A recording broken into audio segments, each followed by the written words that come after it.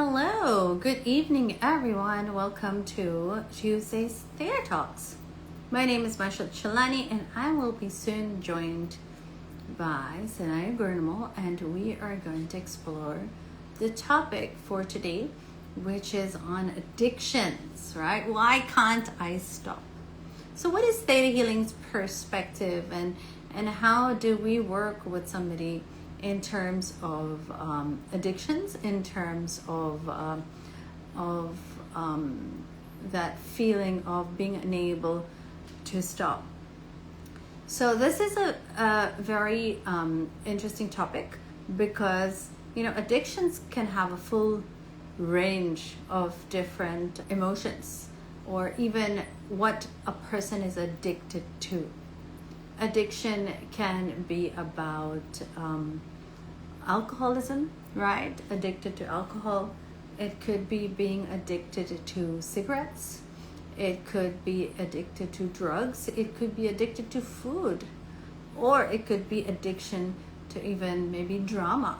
Have you met some people who are addicted to the drama of life? So addictions can have kind of a range of spheres that we can explore, and maybe addicted to scrolling or social media, right? So that's something that has come up very, very recently. So this is going to be very interesting to explore and talk about.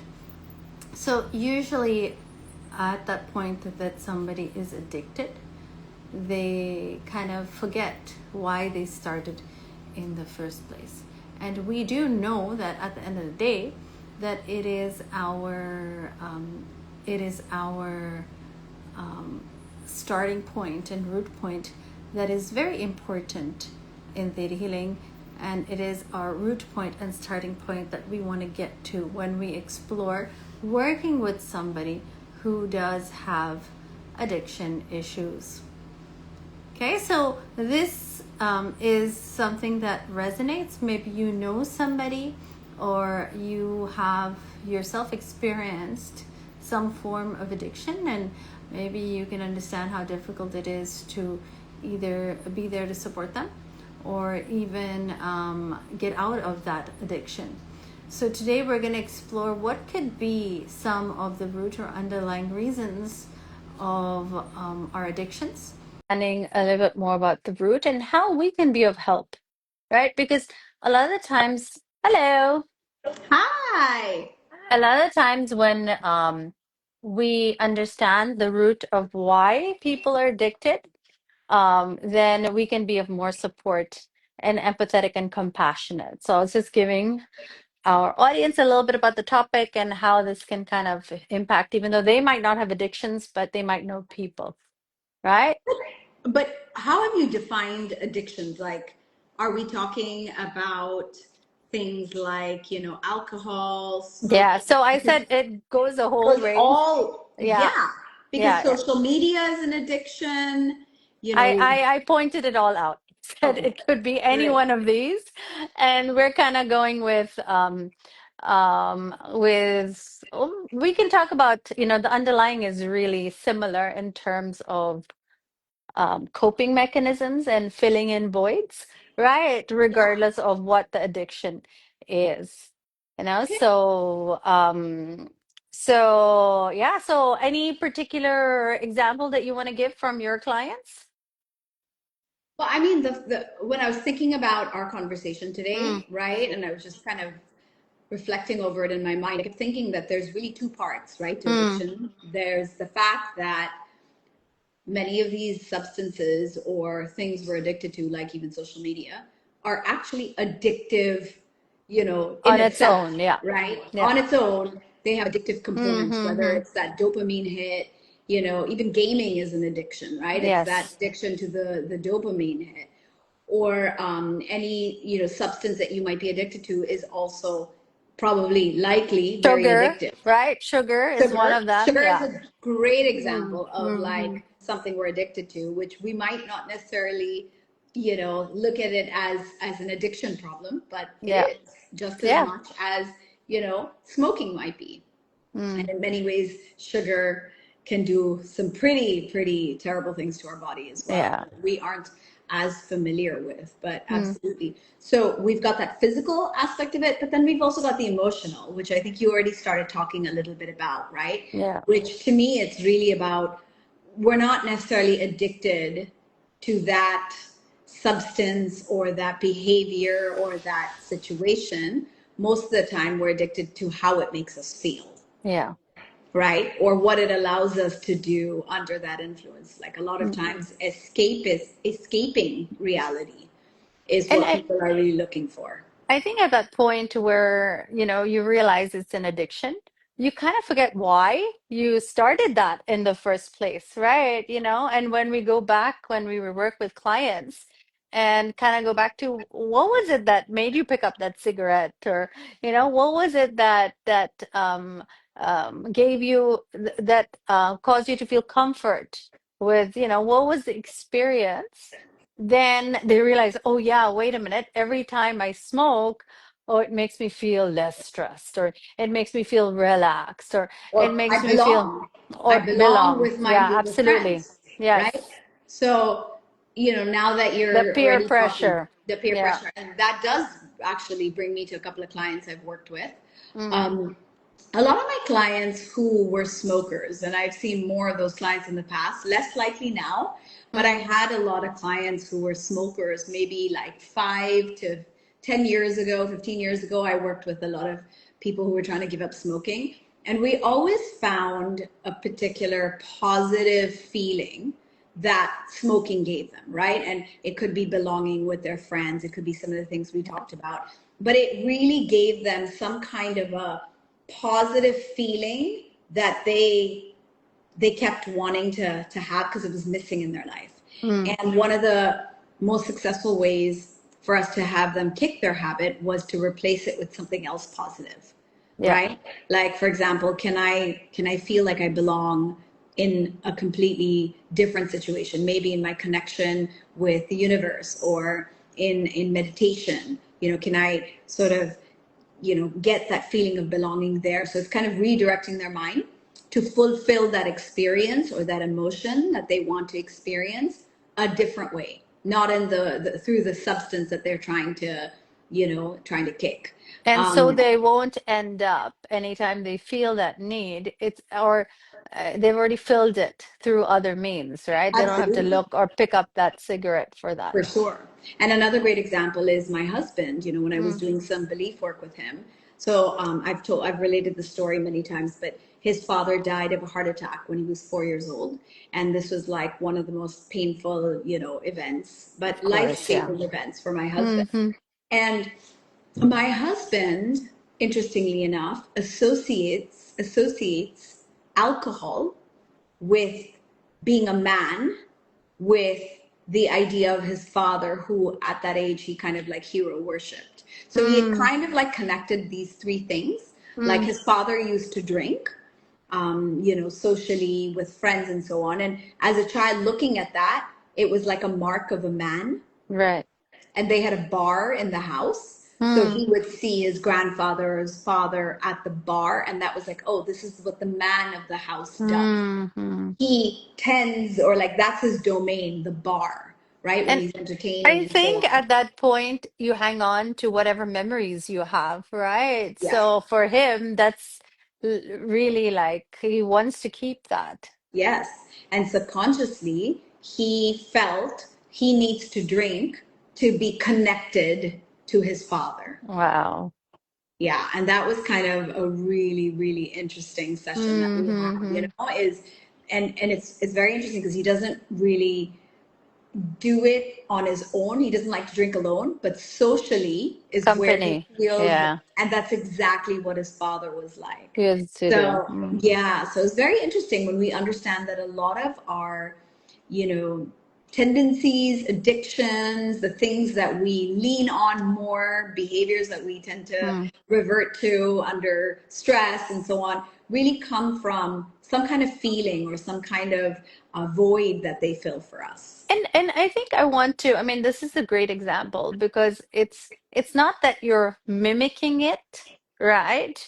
because that's not what he's doing. He's not trying No, to be his father, right? Because that could also be another avenue to addiction, right? Seeing that, your mother or your grandmother used to do it, and then that's why you took it on, because it's kind of um to be like them, or to emulate them. For him, he wanted to hang on to that memory, right? And whatever his dad taught it him. was a connection. It was a sense Yeah. of connection that he felt. Yeah. But Yeah. when you talk about this idea of sometimes we repeat behaviors that Mm, our parents had, and I've seen that happen, those can be addictive behaviors as well. yeah. Like, Yeah. sometimes we are addicted to cheating, Mm, okay? Or, the we can be drama. the drama, we could I've be had addicted that to the one. drama, especially if you've grown up Yeah. watching your parent or your parents go through it, then you might create that same sort of Yeah. experience in your life. And by the way, so apt because I was watching this show called The Bear. Mm, It's on Hulu. It's a Hulu okay. show, and it's about a chef, right? And his brother commits suicide, and so he comes home to take over the family business. Anyway, the point of the story is that ever since he was a child, he had grown up in a very volatile, stressful environment. His mom had, I think she had narcissistic personality disorder. She's probably Mm, bipolar. And then you've got the brother who he loved committing suicide. And mm, basically, they had a lot of mental health. mm, And they're like an Italian family. So there's already that kind of like very expressiveness in the right. culture and so on, right? So this chef leaves the family to go become a chef, right? To get away from all the family drama. But then he comes back home because he wants to kind of do right by his brother who has committed suicide. And the whole show talks about how no matter how much he tries, he can't get away from the drama. He can't Mm, get away from the chaos. He can't get away from that constant stress because that's all he's ever known. yeah. So, in essence, he was addicted to Mm, all the stress, all the drama, all the pressure, all the dysfunction in his life because that's what he grew up with. yeah. And even though he left home to go become a chef, he became like a Michelin star chef, all of these things, right? The only way he survived that was putting his head down and just working like a crazy, So a he workaholic became a workaholic to to replace that addiction with another correct. addiction. And then when he came back into Mm, the family environment again, the same yeah. sort of, environment he grew up in, then he switched over to the Back addiction to the to, drama and the yeah, the dysfunction. And it was program. just like, you're 4 seasons into this show and he's still Mm, addicted to the drama and yeah. dysfunction. So it's like, and I've seen this displayed in so many shows, so many books, and of course with all my clients that we Hmm. never really escape what we've grown up with. We never Yeah. really run away from it. We recreate it in many ways, and if not, we avoid it in dysfunctional ways. Yeah. So often I find dysfunctions and addictions are traced back again to unhealed, unresolved experiences, often from our childhood, that we're trying to avoid, run away from, we might be recreating. So there's always some kind of connection. So, what about you, Maisha? What have you I seen think, like like, instead of I've your work? seen people, or my clients, it's Mhm. addicted to the drama, right? Um, and it's like no matter, we work in a session and then they'll go back, or go back to the blame, or they'll go back to, but why did they do this, right? Or go back to the drama. And this underlying story is more about that, not wanting to take accountability, right? Not wanting to actually say, yes, it's me. That might be the how to say, the common denominator and Denominator. all this, right? Okay. Yeah, taking And responsibility and accountability for what's and going that's wrong. not an easy thing, because it's so easy to blame, right? Rather than take that step of taking accountability, right? Yeah. And honestly, when I started getting on this spiritual journey, that very idea of it's me wasn't a very like, okay, now let's go in. It was tough. It is tough, It's a bitter right? pill, right? It It's the is. red pill. It's that bitter pill to swallow. And I Yeah. think that really brings us to this idea that playing victim, Mm, a lot of people play victim in their lives, right? yeah. Whenever anything is going wrong, it's somebody else's fault or it's being done to them. And I know one of the things you and I have seen in our client sessions is redirecting our client's mind to stop blaming other people for why something is going wrong and Yeah. taking that accountability, responsibility. And one of Yeah. the things we both like to say is this is not happening to you, It's it's for happening you. for you to grow, to learn, to develop. And sometimes we just, we need to have that lesson, you Yeah. know? And I had a client exactly with that particular topic today. We were talking about more how she waits to be guided by everybody else because she's looking for approval and acceptance from the people around her. And what ends up happening is she doesn't end up living her life because her true north is what other people is, is trying to guide her or explain to her to do versus what is really her true north. And that underlying is that fear, right? It's the fear of, if I don't have this guidance, these people have been there, done that, then maybe I might fail or I might, things might go wrong. So that is also being addicted also to wanting to please others, right? People pleasing again. This is Is the like, type of, yeah, addiction is yeah, like you're constantly trying to earn love or, prove yourself worthy. So absolutely, that's another kind, you could say, another variation on addiction, right? and it's not something that you would think, huh, that's an addiction, but it can absolutely be an addictive personality trait, right? Um, then also like people trying to numb themselves. I think that's also a common thing that um, That you see in could addiction. flow into addiction, right? I don't want to feel, I don't, so the alcohol will numb me, or the drugs will numb me, or social media, at night when you're like, I just don't want to think about anybody or anything. I'm just gonna scroll and just, numb myself. So Yeah. that's also that numbing and not wanting to feel. Yeah, and I think, we all acknowledge that, there are times where we just don't want to deal with the things in our life, right? We don't want Hmm. to deal with our feelings. We don't want to deal with other people's feelings. And so it does become easier to hide it, avoid it, bury it in something else. And then your brain, your very intelligent brain is like, oh, That's a look, good way. we avoided, right, having to deal with this conflict, this pain by doing X behavior, social media, going out for drinks, whatever it was. We successfully averted a very uncomfortable situation. It worked. And so your brain's just like, okay, this Let's is do it how we do it. Let's again. do it again. And so then it keeps avoiding by then, redirecting your brain to crave that other, a substance, situation, Hmm. sometimes even person, right? In Hmm. many cases, a situationship can also be a way of escaping Hmm. That's true. loneliness and becomes very addictive because, it's how I deal with the discomfort of being alone or lonely Yeah. or And feeling like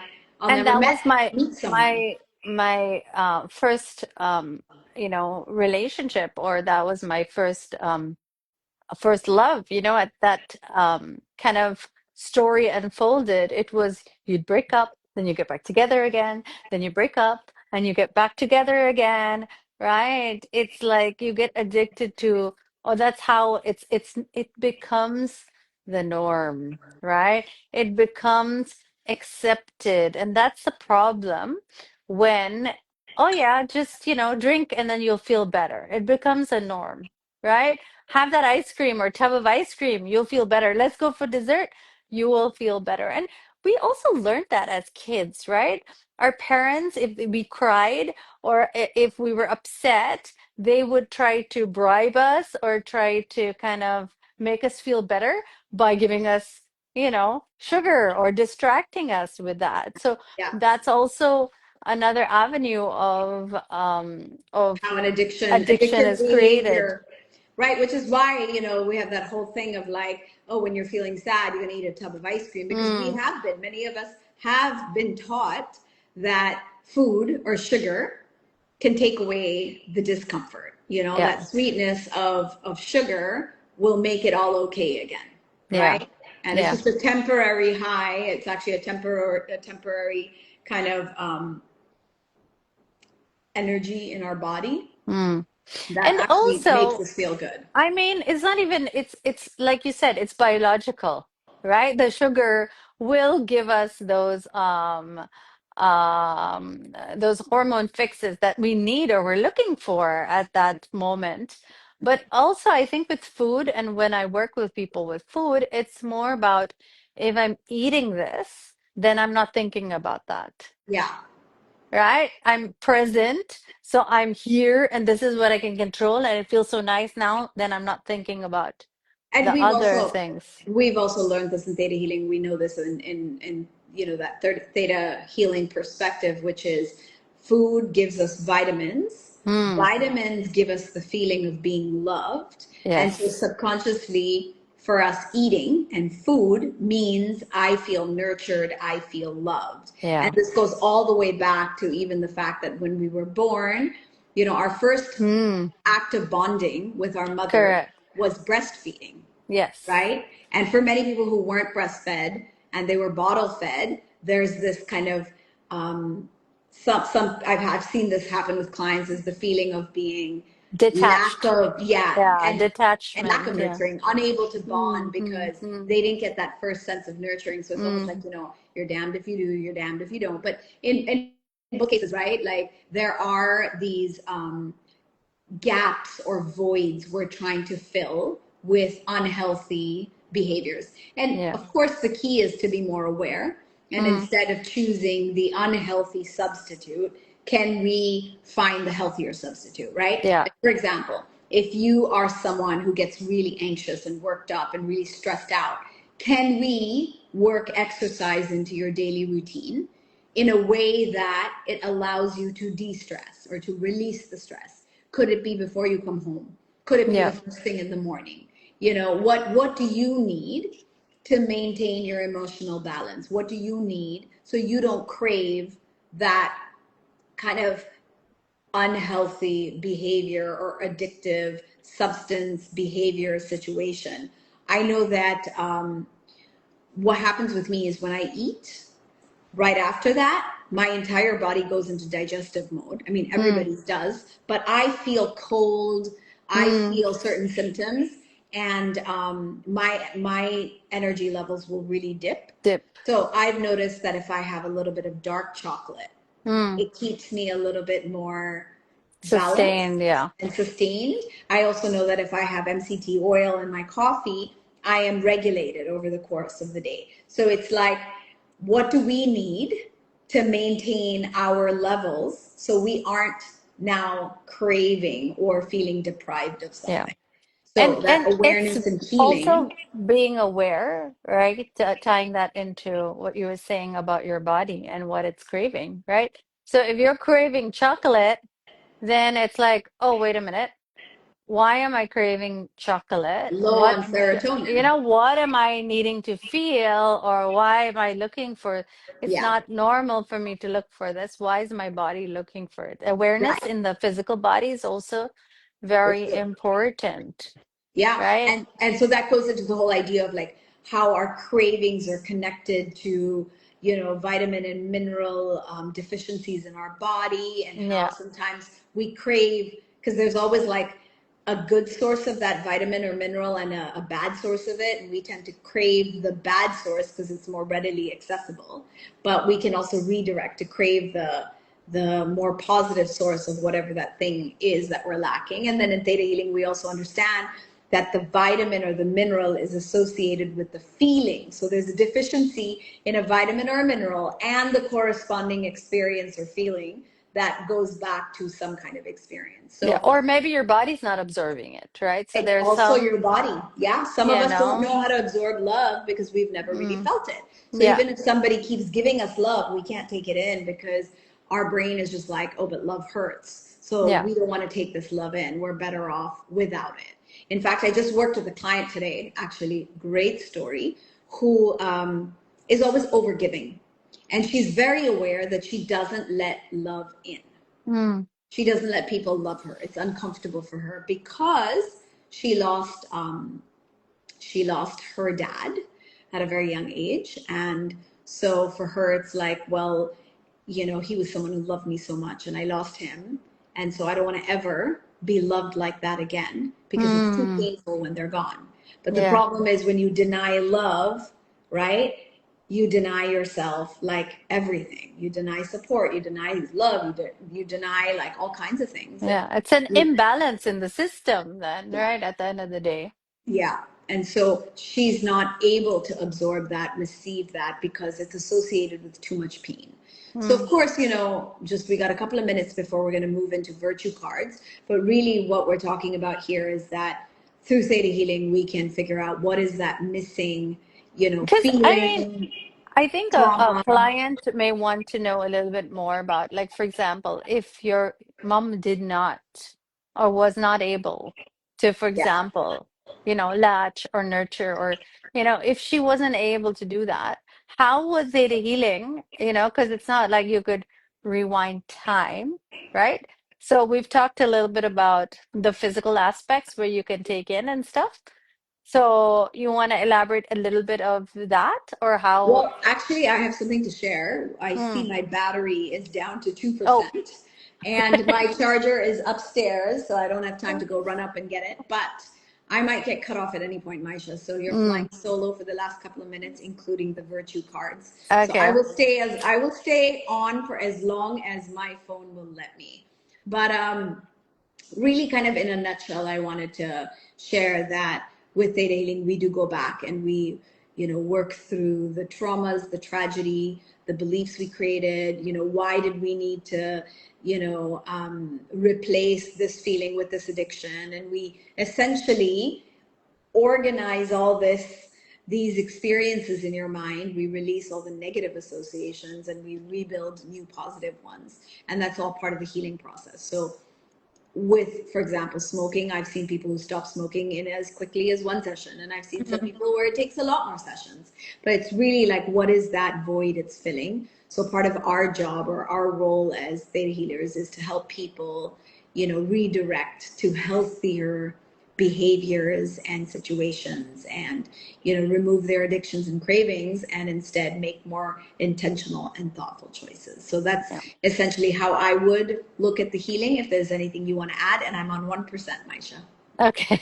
So I think that you summed it up very well. At the end of the day, even though it's an experience where you can't really go back to physically, at the end of the day, it's again going back to the root and the emotions that Yeah. surfaced as the result. So what we're working on is neutralizing in those emotions.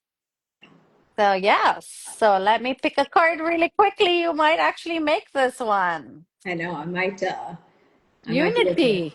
Unity. Ooh. Hmm. I love that because the first thing that comes to mind, I'm going to jump right in, is that within us there is our shadow self, our Mm. darker shadow self that we like to hide. And then we have that lighter, wiser, brighter self. Mm. And really, addiction, and all the work we do with addiction, it's about kind of like understanding these two aspects and bringing Yeah. them both into the light, bringing unity within our own selves, that we don't need to reject or deny aspects of ourselves, and that we can actually find a way to bring harmony within our own physical, mental, and emotional space. We can find alignment, we can be in integrity. And when Mm. we do that, we essentially move out of these negative, addictive type of behaviors and move into more intentional, conscientious choices in our life. Yeah. Oh, perfect. Amazing. Yeah. I want to add, we talked a lot about, not being balanced and with unity, it ties into what you're saying, that we're able to find balance in ourselves, in our system, and what's going on. So we don't have these voids, right, that we have to fill The gaps, any yeah, longer. the emptiness, Yeah. the lack. Yeah. Yeah, sounds great. And look Cool. at that. So we did it. We did it, 8:59, and I still have 1% showing. So thank Okay. you, universe, for supporting me yet again. And if you guys have any questions, please drop them in the chat. If you have any questions about addiction, theta healing, anything we've talked about, if you want to get to know me or Maisha better, feel free to just ask away. And I will stay on for as long as I can to answer your questions. Awesome. And if you'd like to know more, you can also book an emotional breakthrough session, which is 20 minutes. And in those 20 minutes, you'll really have like what it's called a breakthrough, right? You'll really understand why you are where you are and what we can and how we can work together to move into where you want to be in your life. And honestly, like you guys, the 20 minutes sounds like it's not a lot of time, but in theta time, 20 minutes is a lot of time. Like we can do so much in 20 minutes, and most of our clients or people who just come in to experience it, because part of our mission is just sharing it as well. But a lot of people are just like, oh my God, I have never experienced anything like that in 20 minutes. So it's pretty cool. Like if I were you, I would definitely want to know, what is this 20-minute emotional breakthrough thing that Maisha and Sanaiyah keep talking about? So definitely check that out if you would like to experience a little bit of that theta energy, that theta love. So yeah, and I also see a Hello to you. So, thank you guys again for joining us. And I look forward to connecting with you again next week with another very cool and interesting topic. Oh, hi, Auntie Rani. Okay.